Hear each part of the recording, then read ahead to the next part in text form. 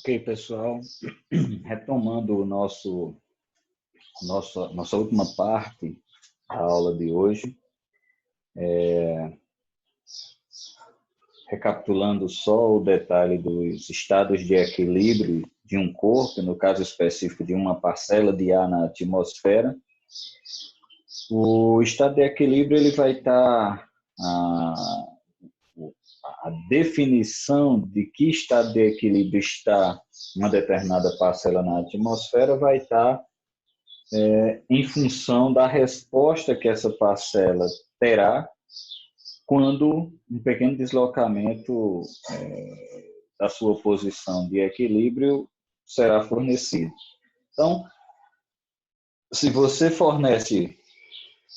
aplica uma força inicial nessa parcela para que ela se desloque da sua posição inicial e após cessar a aplicação dessa força, ela tende a voltar à sua condição inicial ou sua posição inicial, nós chamamos isso de estado de equilíbrio estável.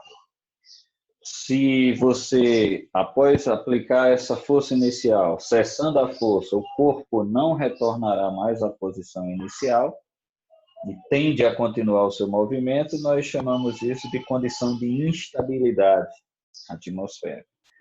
E a condição em que onde você colocar a parcela, ela permanece imóvel, nós chamamos isso de estado de neutralidade.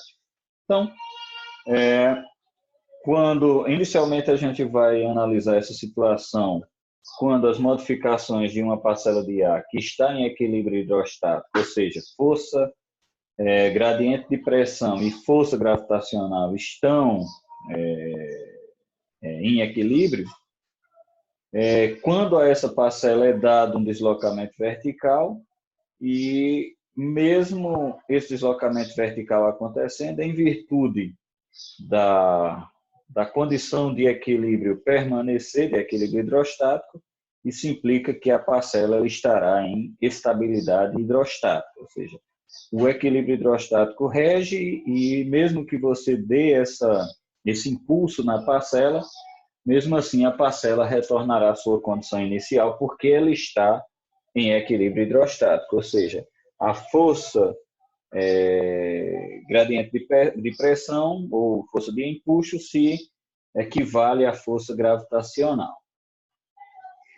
Então, existem diferentes métodos para tratar a questão de condição de estabilidade da parcela ou de instabilidade, depende. Ou seja, hoje, começar a tratar aqui é o método da parcela.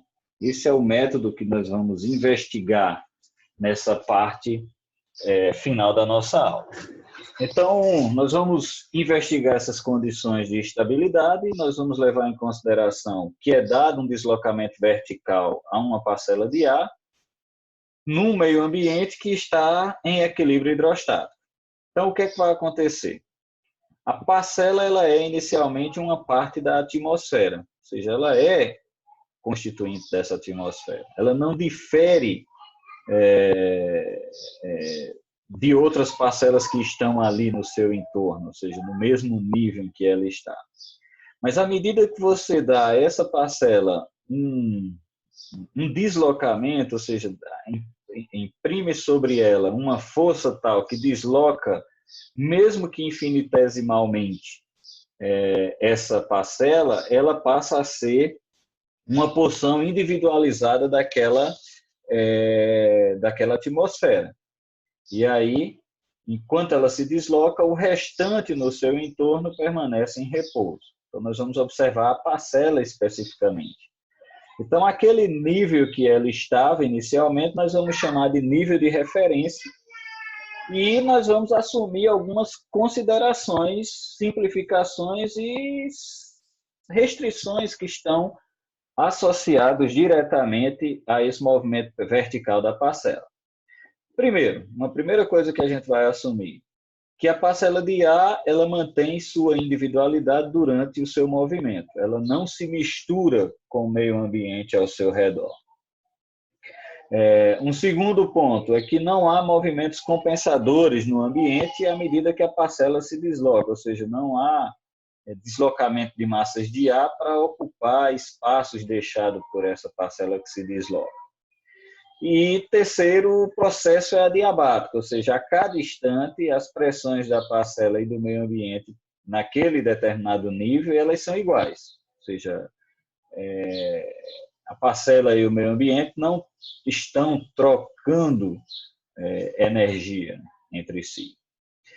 Bem, se você olhar a rigor, essas três restrições que a gente está dando aqui, elas não são totalmente justificáveis na natureza. Ou seja, quando uma parcela de ar se movimenta na atmosfera, junto dela acaba indo aquele ar que estava ao seu redor, acaba tendo esse movimento. E mesmo que só ela se desloque, ar vai se deslocar para ocupar espaço, o espaço deixado por ela, até porque não pode deixar vácuo ali, né?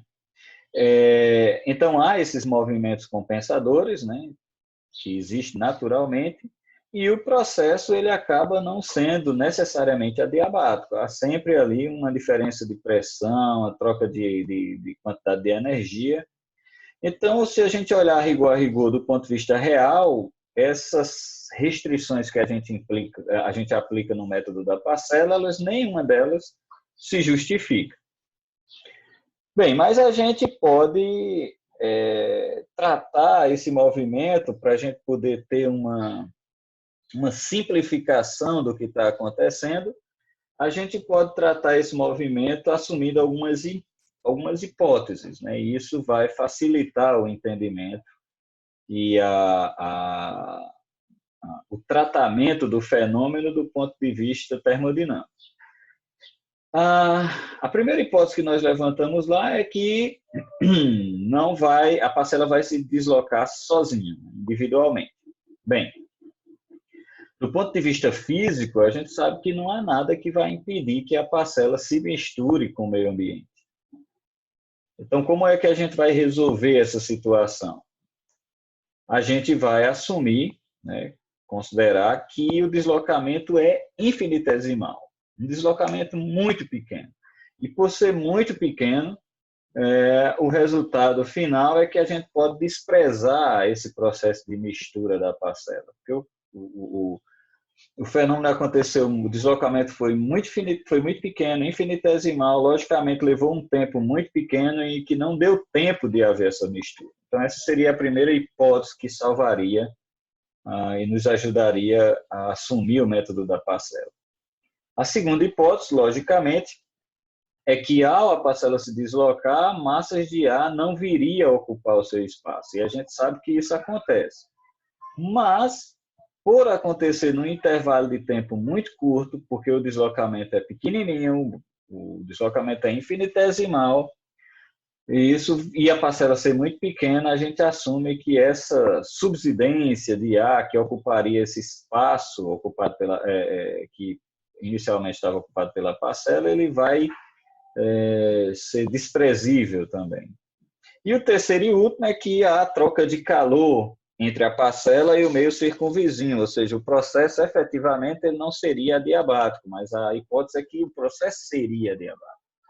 Bem, os processos de condução de calor na atmosfera, né, que são basicamente difusão turbulenta, radiação, condução molecular, eles são processos lentos, que, em geral, comparado com movimentos convectivos, eles levam um tempo, porque envolve transferência de calor de uma parcela, de uma molécula para outra. Então, a molécula inicial vibra, né, a condução de calor passa para a próxima vibra, diferente do movimento convectivo, que acontece muito mais rápido, porque é por diferença de densidade. Então, nesse caso, o movimento convectivo acontece muito rápido, não dando tempo de trocar calor por condução com o meio circunvizinho. Então, baseado nisso, as três suposições podem ser aplicadas quando os deslocamentos são infinitesimais. Então, a gente vai aplicar o método da parcela assumindo essa condição. Sabendo de todas essas restrições, mas a gente precisa de um método para nos ajudar a entender essas condições de equilíbrio da atmosfera. Bem, então vamos considerar uma atmosfera que está em equilíbrio hidrostático, que tem um certo lapse rate, ou seja, que tem um certo gradiente adiabático de temperatura vertical, né? Imagine que essa parcela de ar nessa atmosfera, ela inicialmente tem a mesma temperatura, mesma pressão e densidade da parcela ao seu redor. Lógico, se ela está em equilíbrio, não vai ter nenhuma força resultante atuando sobre ela. Isso implica que ela vai estar flutuando nesse determinado nível da atmosfera. Agora veja o seguinte, suponha que a essa parcela é dado um pequeno deslocamento, um agente externo qualquer. Sei lá, imagina aí uma massa de ar que chegou aí e forçou esse deslocamento dessa parcela. Então, se a parcela ela se mantém insaturada, ou seja, não existe ainda calor latente de condensação sendo liberado, à medida que ela se expandir verticalmente, o processo de expansão faz com que ela se resfrie. E esse resfriamento vai seguir um comportamento adiabático seco. Ou seja, vai seguir um gama-D, um gradiente adiabático seco. Por quê? Porque a parcela está insaturada e ainda não há calor latente de condensação sendo liberado. Esse calor latente de condensação ele passa a ser liberado a partir do nível de condensação, como a gente viu no conteúdo anterior da nossa aula.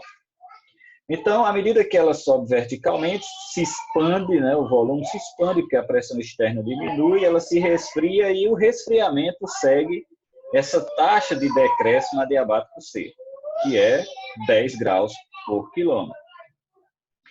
Se o gradiente do ambiente for menor do que o gradiente adiabático seco, ou seja, isso implica que γD é maior do que o gama do ambiente, a parcela terá uma temperatura virtual menor do que a do ambiente, naquela posição em que ela está.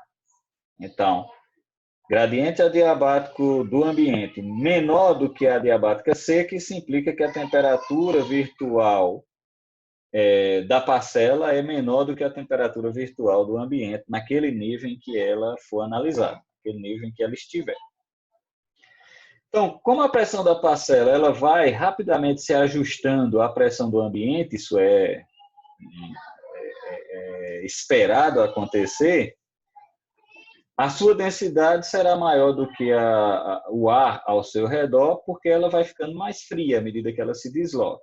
Então, isso implica que a densidade da parcela, naquele nível em questão, vai ser maior do que a da sua vizinhança, pelo fato dela estar mais fria. Então, lembrando da força do equilíbrio hidrostático, a gente tem desse lado a força gradiente de pressão, que tem a ver com empuxo, ou seja, a densidade da amostra, no caso a parcela, vai ser muito importante para definir esse movimento, e do outro lado a força gravitacional. Então, força gradiente de pressão é igual à força gravitacional, ou seja, força de empuxo da parcela igual à força gravitacional, você tem o equilíbrio hidrostático. Então, olhando para essa equação, então, quando no movimento ascendente aquela parcela passa da sua posição original, ela passa a se resfriar, né? Esfriar adiabaticamente a uma razão menor do que a do meio. Então, γD é menor do que a gama do ambiente. Isso faz com que a parcela se torne mais fria e menos densa e a força do empuxo para cima excede a força gravitacional. Então, o que é que vai acontecer? A parcela tenderia a continuar o seu movimento vertical. Agora, veja o seguinte, a parcela, então, ela vai oscilar em torno da sua posição inicial, né, até que, efetivamente, ela venha a ser freada pelo atrito, né, que vai ter. A própria atmosfera tem uma viscosidade, e, consequentemente, ele vai frear essa parcela. Então, veja o que é que que eu quero dizer com isso? Então, você dá um impulso na parcela, ela sobe na atmosfera. À medida que ela sobe, a sua densidade é maior do que a da sua vizinhança. A densidade sendo maior do que a vizinhança, a parcela ela fica mais pesada, então fica mais fria. Estando mais fria do que o ambiente, ela tende a descer, né? Veja que se a densidade, observem comigo essa questão, tudo está aqui na força gradiente, no equilíbrio hidrostático. Veja, isso é a condição inicial. Então, a parcela ascende. Ao subir, ela resfria mais rápido do que o ambiente. Resfriando mais rápido do que o ambiente, sua densidade é maior. Densidade sendo maior do que o ambiente, veja que a densidade está no denominador. Se ela aumenta, esse termo diminui. Esse termo diminuindo, a força gravitacional é maior do que a força de empuxo. Então, a força gravitacional puxa a parcela para baixo. Puxando a parcela para baixo, ela vai acelerar e vai passar pelaquele ponto de equilíbrio, aquele ponto onde ela estava inicialmente. Quando ela passa, o processo inverso acontece, ou seja, ela vai estar mais aquecida do que o ambiente. Estando mais aquecida do que o ambiente, ela vai ter uma densidade menor. Densidade diminuindo, ela tem esse termo maior do que a força gravitacional, então o empuxo faz com que ela volte a subir e ela vai passar novamente pelo aquele ponto de equilíbrio onde ela estava inicialmente e começa o processo anterior. Resfria, fica mais densa, gravidade fica mais predomina, ela desce e vai ficar oscilando em torno daquele ponto inicial de onde ela estava. E até que a própria viscosidade da atmosfera, ou seja, o atrito dessa parcela com a atmosfera ao seu redor, faz com que ela vá freando e volte à sua condição inicial. No equilíbrio final, a parcela ocupa a mesma posição, com a mesma temperatura, pressão e densidade. Nesse caso, nós chamamos de equilíbrio estável. Condição de estabilidade implica de que, olhe para essas figuras, a parcela está na sua condição de equilíbrio, está aqui o nível de equilíbrio. No nível de equilíbrio você tem aqui em cima maior temperatura potencial, aqui embaixo menor temperatura potencial. Isso implica que aqui em cima você tem a parcela se deslocando. Quando a parcela se desloca, que ela chega nesse ponto, ela tem uma temperatura menor do que a temperatura ao seu entorno. Ao ter uma temperatura menor do que o seu entorno, ela fica menos densa. Aliás, ela fica mais densa. Como a densidade está no denominador, o termo empuxo é menor do que a força gravitacional. Então, a parcela retorna, porque a força gravitacional atua mais fortemente. Então, ela desce. Ao descer, ela vai passar por esse ponto. Quando ela chegar aqui, ela vai estar uma parcela mais aquecida do que o ambiente ao seu redor. Estando mais aquecida, ela fica menos densa. Ficando menos densa, a força de empuxo vence a força de gravidade e ela sobe novamente. Ela vai ficar oscilando nesse ponto até o empuxo, até a viscosidade frear e ela retornar à sua posição de equilíbrio. Ok? Então, numa atmosfera estável, o que vai acontecer é que você tem a parcela se deslocando, seguindo o lapse rate do ambiente, ou seja, ele vai, o lapse rate da parcela e o lapse rate do ambiente, eles vão ficar sendo observados o tempo todo para entender como é que essa parcela vai se deslocar. E, consequentemente, a parcela, uma vez dado o impulso inicial, ela vai ficar mais fria do que o ambiente ao seu redor, pela expansão. Estando mais fria do que o ambiente, ela fica mais densa, ela volta. Quando ela passa daquele nível de equilíbrio inicial, ela aquece. Ao aquecer, ela fica menos densa, ela sobe e vai oscilando até parar. Por quê? essa é a força, essa é a condição de atmosfera estável. Bem, eu vou observar agora, especificamente, vamos observar esse gráfico, né? O que acontece nesse gráfico aqui?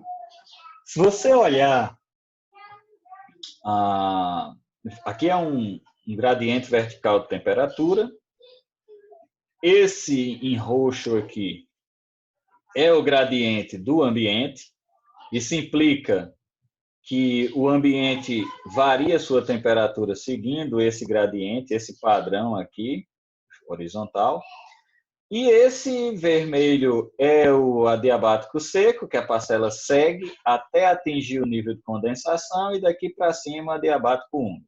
Veja o seguinte, eu quero que vocês prestem bem atenção nesse detalhe. Isso aqui é uma situação em que você tem uma massa de ar frio, uma massa de ar quente, e esse ar é forçado a subir porque a massa de ar quente é mais leve do que a massa de ar frio e, consequentemente, ela uma vem se sobrepondo à outra. Agora veja o seguinte, a parcela está inicialmente aqui, 20 graus Celsius, ela é forçada a subir. Como ela não está liberando calor latente, isso implica que ela segue uma adiabática seca. Então, ela sobe. Seguindo uma adiabática seca, sua temperatura diminui 10 graus por quilômetro. Então, no primeiro quilômetro, ela vai para 10 graus. Diminui mais 1 quilômetro, ela vai para 0 graus. Aqui, nesse nível, nós encontramos aqui a formação de condensação, ou seja, a condensação começa a acontecer. Nesse nível, condensação acontecendo, ou seja, aqui nós chamaríamos de nível de condensação por levantamento. Por que por levantamento? Porque a parcela foi obrigada a subir na atmosfera. Então, ela foi forçada a subir porque teve esse encontro de frentes quentes com frente fria. Então, ao ser forçada a subir, ela encontrou esse nível de levantamento, esse nível de condensação por levantamento, a liberação de calor latente. À medida que você começa a ter liberação de calor latente, você deixa de observar o comportamento que antes era um comportamento adiabático seco, e agora você segue um comportamento adiabático saturado, ou adiabático úmido. E aí a taxa de decréscimo é outra, vai variar de situação para situação. Nesse caso específico, a taxa de decréscimo adiabático úmido é 6 graus Celsius por quilômetro, porque depende da umidade, da amostra e tudo mais. Agora veja o seguinte, o comportamento do gradiente adiabático seco é esse, e do adiabático úmido é esse. Se você olhar em todas as situações, tanto na condição seca como acima do nível de condensação por levantamento, quando a gente começa a observar a adiabática saturada, a adiabática úmida, em todas as situações, o gradiente da parcela, ou seja, a variação de temperatura da parcela, é maior do que a do ambiente. Isso implica que a parcela vai sempre ter uma redução de temperatura maior do que o ambiente ao seu redor. Tendo uma redução de temperatura maior do que o ambiente ao seu redor, o que é que acontece? A parcela resfria. Por resfriar mais do que o ambiente, ela fica mais densa, e pelo fato de estar mais densa do que o ambiente, a força de empuxo é menor do que a força gravitacional, e a parcela tende a retornar ao nível inicial.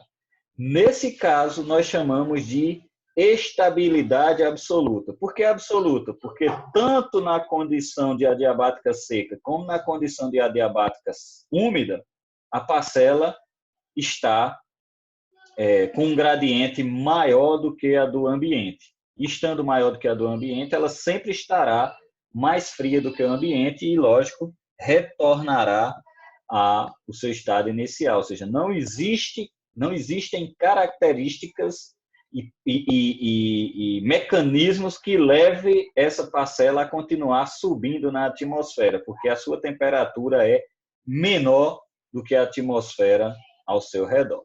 Ok? Então, é isso que vai acontecer somente observando agora verticalmente e não colocando as duas frentes, que é a mesma situação anterior. Ok? Isso é a condição de estabilidade absoluta. Em qualquer situação, quer seja seco, quer seja úmido, a parcela tende a voltar ao seu estado de origem. Agora vamos ver o outro caso, a condição de instabilidade. Essa condição é muito importante para a meteorologia. Por quê? Porque é a condição que vai levar à possibilidade de formação de tempo severo, a possibilidade de formar nuvens que podem chegar a precipitar e até a levar a situações de tempestades.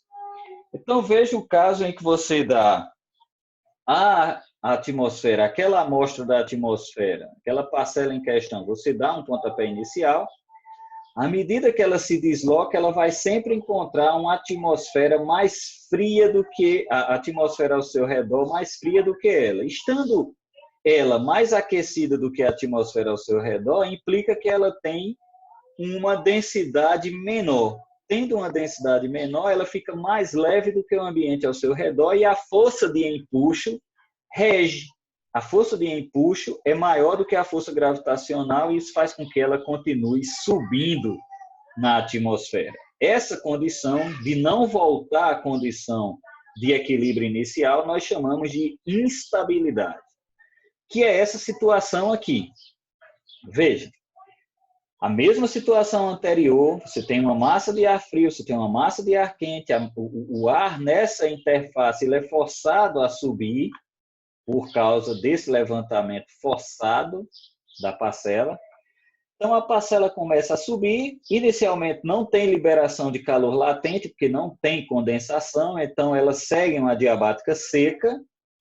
Seguindo a adiabática seca, a taxa de decréscimo é 10 graus por quilômetro. Então, 40 graus, 30 graus, 20 graus. Quando chega aqui, 2.000 metros de altitude, a parcela está a 20 graus, mas começa a ter formação de nuvem, ou seja, começa a ter condensação.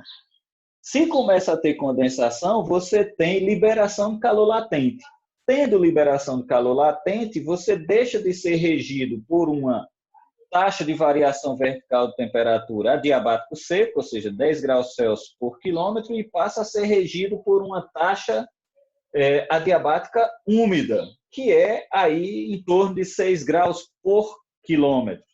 E nesse caso, observe o gráfico da figura B. Até aqui, a parcela e o ambiente estavam com temperaturas muito próximas.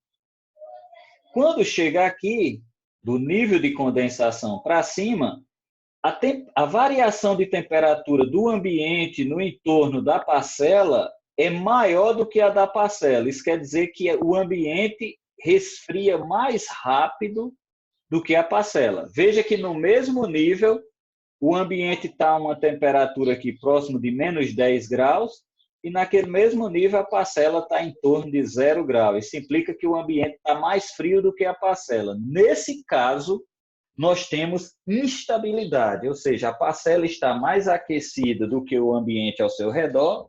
Isso implica que ela, por empuxo, né, ela tende a continuar subindo, né, tendo o movimento vertical para cima.